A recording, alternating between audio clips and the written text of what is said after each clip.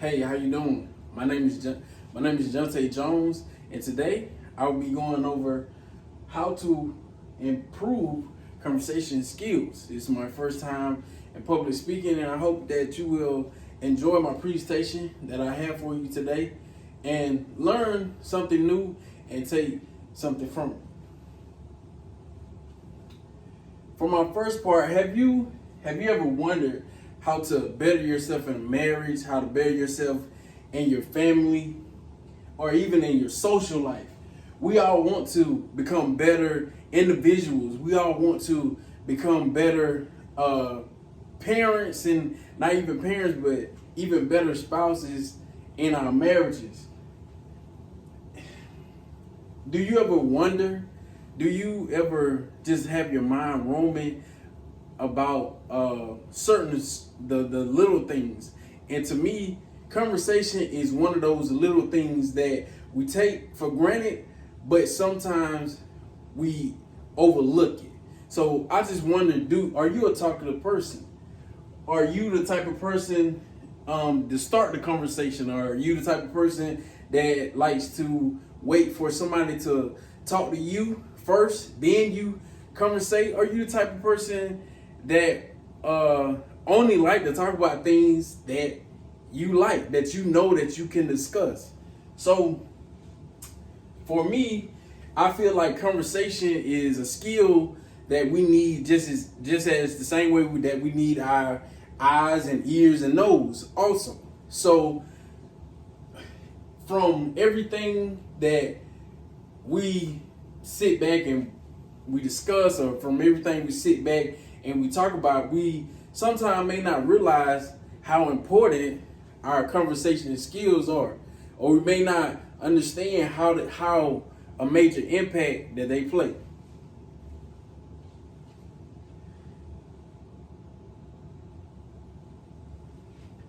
For my next slide, what is conversation? That's a good question. I'm glad you asked. Conversation is a special informative speech between two people where they share ideas, or where they share new thoughts, or even they share their plan for their life. And conversation also can be where two people just hash out whatever differences that they have between each other. So pretty much, it's a big part of our everyday life.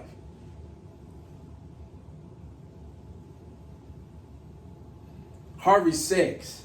When I look at this picture right here with Harvey Sachs, from my research, Harvey Sachs was an American sociologist, and that he studied the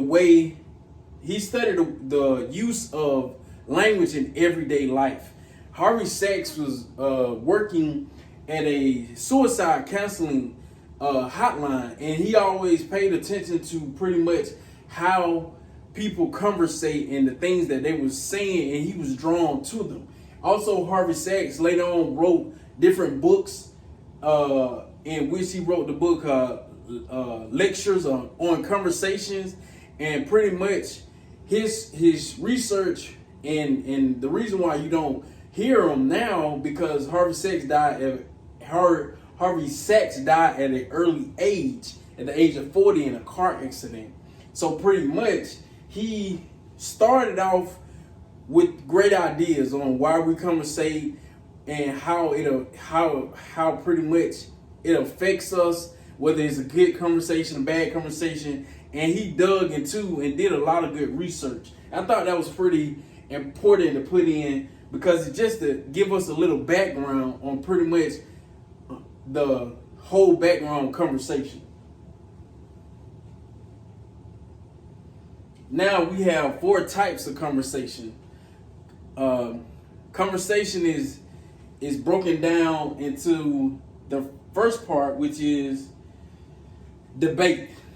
Debate is a competitive two-way conversation, and the whole purpose of debating is just to win an argument or to convince somebody. I mean, we've seen it in many TV shows. We have, and also our in our school system, we have different debates, but did you know that that was a type of conversation?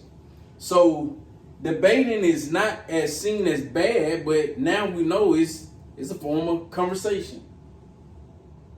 The next, the second one is dialogue. Dialogue is a cooperative, two-way conversation, and pretty much the goal is to participate and exchange ideas, and also share and build a relationship with the person that you're talking with.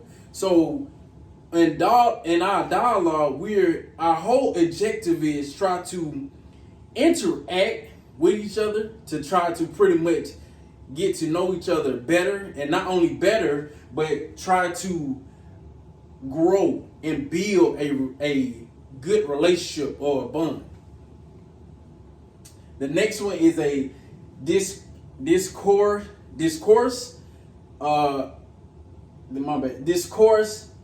conversation. A discourse conversation is pretty much a cooperative one-way conversation. The whole goal is to deliver information from the speaker to the listener or the reader. So pretty much it's just we sitting and listening, or we transfer information to one another, and pretty much we listen to it, we receive it, and also we using that as conversation. And then the next one is a diatribe. It's a cooperative one-way conversation, and the goal is to express emotions or inspire those to share the same perspective. So pretty much you want to have conversation with people and find out different things from each other, so that way it'll help your conversation. So those are the 4 types of conversation.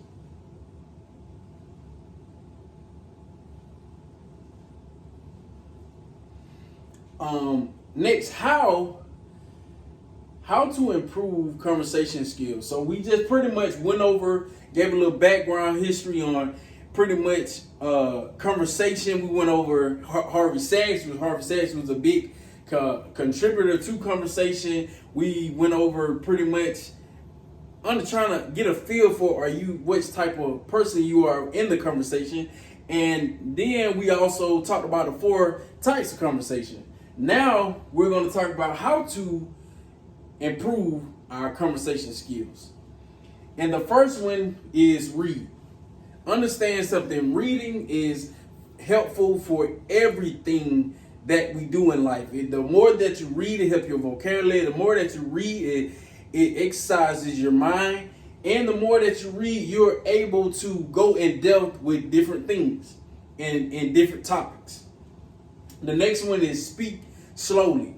I think that's a good one that everyone may have battles with, or they may not, but sometimes conversations, they start off good, and then depending on how, if you're mad, if you're happy, if you're not, then pretty much speaking slowly will help your partner that's listening to you, so that they can receive everything that you're saying.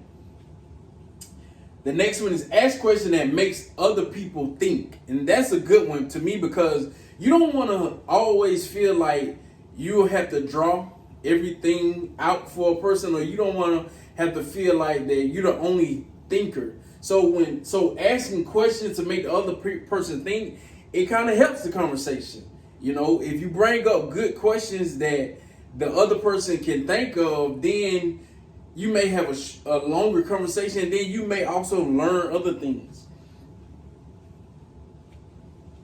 Also, the more conversations that we experience in our everyday life, the brain and everything, our brain pretty much gets strength from that.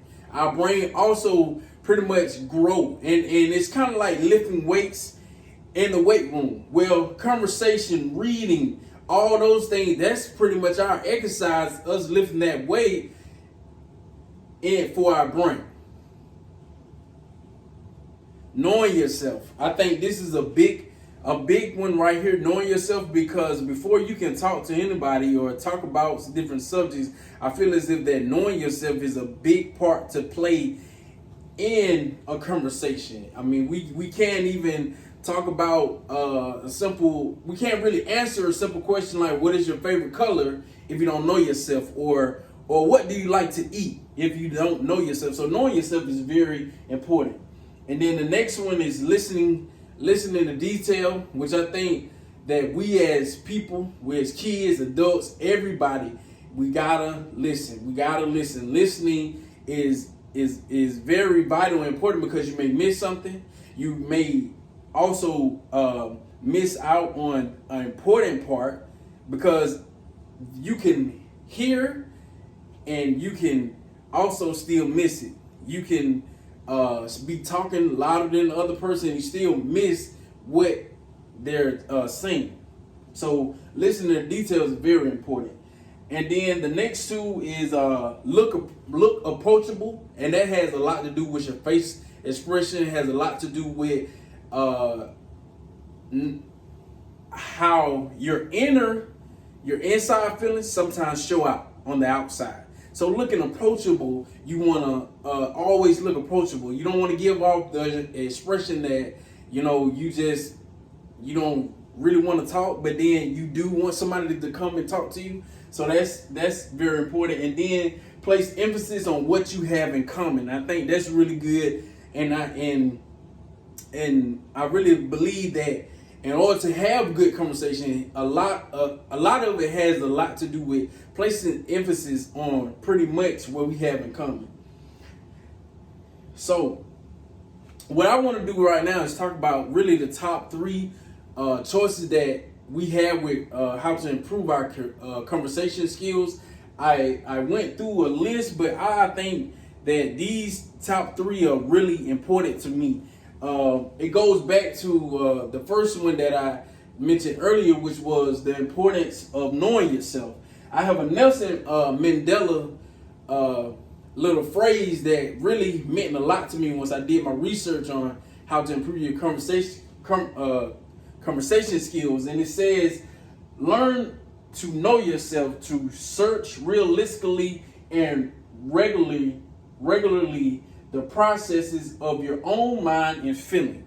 And that really touched me, because in order for us to process our own mind and feeling, it's all about learning ourselves. It's all about knowing what we like, what we don't like, what we feel, how certain things make us feel uncomfortable, how certain things make us feel okay.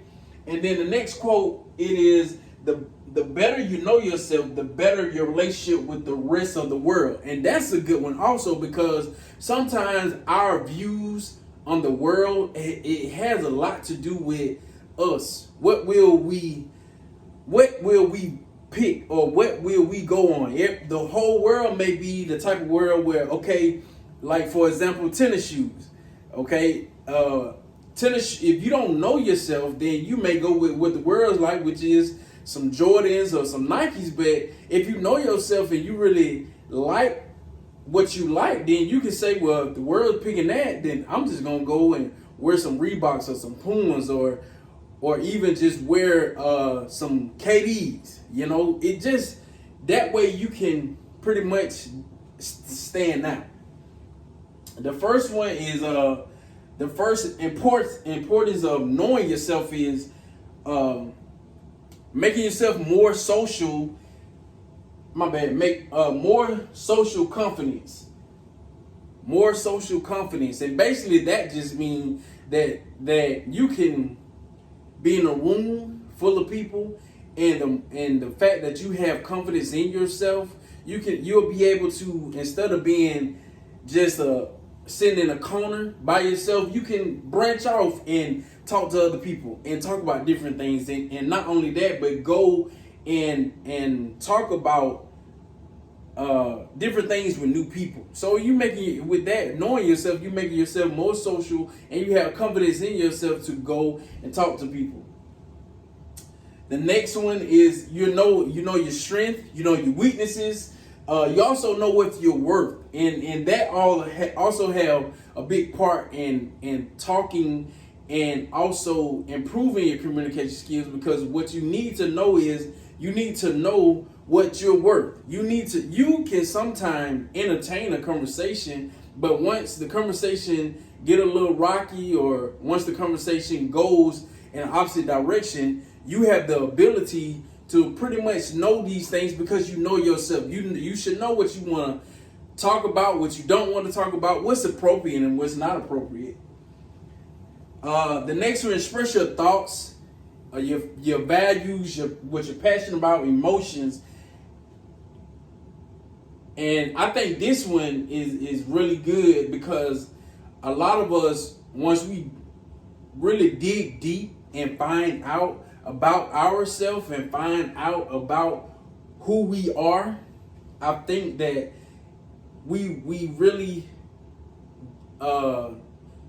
I think we end up blossoming like a beautiful flower, because it's a beautiful thing once you really know what you stand for and what you believe in, and also able to express everything and not just holding everything in, balling it inside. So those are my 3 factors and 3 of the why it's important to know yourself.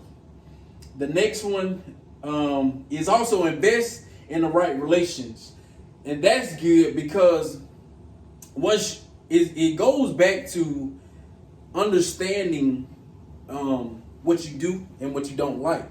If you and once you get to know yourself, you're gonna eventually know what you do and what you don't like, and you're going to want to invest in the right relations and the right relationship, because you can also start out with conversating with someone, and then you notice that they're pretty much not on the same level as you are. So since you recognize that, you may not want to invest your time in that, and you may not want to put your efforts in that person, because y'all are pretty much on 2 different levels in life. And there's nothing wrong with that, but that's a part of investing in the right relations. Okay, the next one that we have here, this is the part of listening, and I got the big stop sign in the back, because this is, like I said earlier, listening is a big part of communication skills. And so we need to be able to stop and listen. Okay. Now, according to ComSpun, I think I may be saying it wrong, .com, recent studies have found that many of us actually spends up to 80% of our day engaged in some form of communication. Okay, of this time, we spend approximately 9% of the day writing, 16% reading, 30% speaking, and a whopping 45% listening. Understand this. Although listening is actually the most common used communication skill, is also the skill that we neglect the most. And you can, and from everything that I read, 45%, that's pretty much us as individuals. That's everybody, including myself. I think we what we have to understand is that we don't need to be in a rush, and we don't need to be in a rush to always get our point across with everything, And I think that if once we slow it down and we listen, and we really listening to what everything from our partners is being said to us, that we talk to, from our friends, from our mothers, then we can be better. And not only that, but don't just sit there and look in front of someone, even though you just feel like that they're just wrong, or you feel like that they don't know what you're talking about, because you can always learn something from anybody. I mean, from a baby, from a little kid, from an adult. I mean, you can learn something from anybody, but if we do not listen, then we won't be able to grow. And listening is a part of growing. It's a part of improving our conversation skills.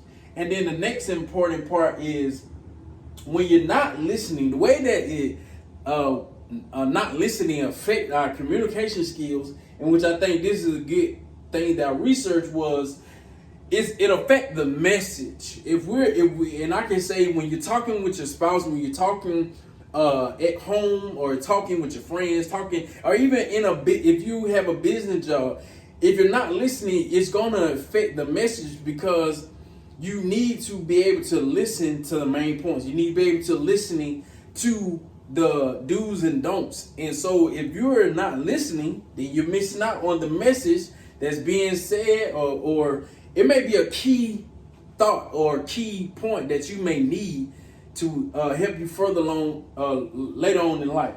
And next thing is frustrate the messenger. And I think that's a good one, because you meet some people in life that don't like to repeat themselves. You meet some people in life that, well, pretty much they feel as if that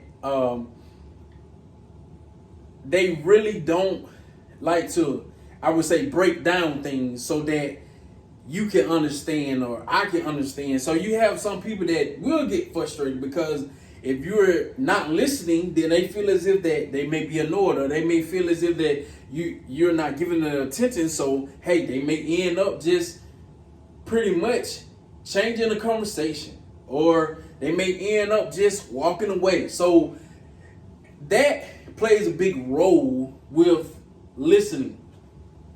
The next one is the message.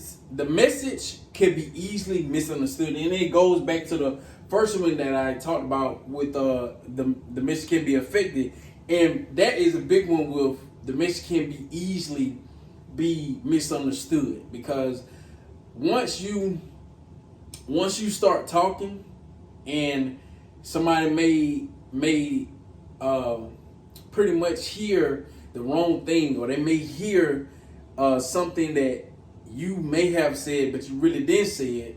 So that will affect you, and it gonna affect the person, because the whole thing is, at that point they're gonna have to go back and they're gonna have to explain. Then not only that, but then even with going back to explain, you still may not get it. So the whole message is misunderstood, because you pretty much wasn't listening. So the big key with this message is stop talking and start listening. So that's a big one for me.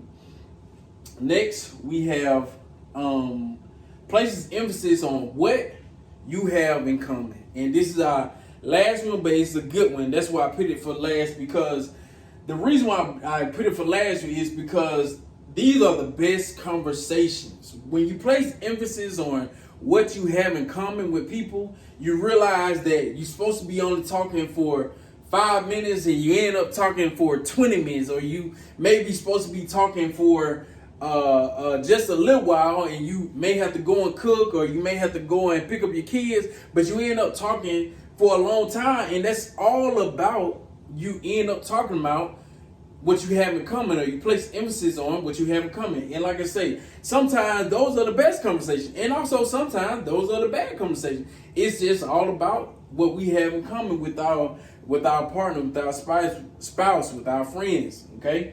Next is finding similarities between you and your partner, and that's a big one, because that pretty much is make the conversation more easier, instead of trying to just start off with something that's kind of like uncomfortable, or make the conversation kind of awkward. Why not just go ahead and just say, hey, what do you like? Hey, what do you want to talk about? Or have you watched this movie? Yeah, I watched this. And most of the time, once you find out what both y'all have in common or similar, I mean, you end up going from one topic to the next topic to the next topic. And the next thing is, it's easy to share ideas. And that's a good one too, because remember, like I said earlier, the more that we have conversation, what our brain doing? It's getting that exercise. So once we talk about what we have in common, and we express with each other different ideas, that get our brain to thinking. Okay? It goes back to it goes back to also what I showed earlier, with pretty much the topic, all the list of things how to improve your skills, and one on with what asking questions to make the other person think. So this goes back to what we're talking about now, which is easy to share ideas and thoughts. And once you get your thoughts going, there's going to be a lot of questions to ask. So that way you getting your mind going, you getting that blood pump, everything is moving the way it needs to be. And then the last one is help build trust with your partner, and that's big. I think building the trust factor with us as humans is really big. Everybody want to be trusted. Everybody want to find somebody to trust. And whether you realize it or not, I know that it's about showing the action and then we believe them. But a lot of times you can find trust in people that you conversate with. Just about the things that you talk with them about. And it may be some that are secret, and it may be some that may not be secret, but you always can build something with someone conversation with pretty much by talking with them about certain things, and that way it builds the trust factor that everybody is looking for. And pretty much that's all that I have for you today. But I hope that you learned something from how to improve your communication skills, and you have a good day. Thank you for watching. Thank you for listening.